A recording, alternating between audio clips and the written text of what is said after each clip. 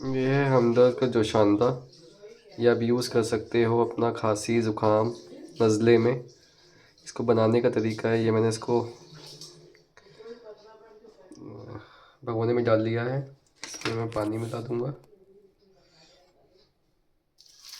360 ml पानी। और इसके बाद गैस ऑन कर दूँगा।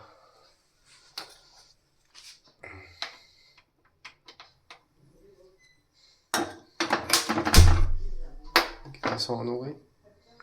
इसको 15-20 मिनट तक आप उबालते रहिए। उसके बाद दिन में 2 या 3 बार यूज़ करिए।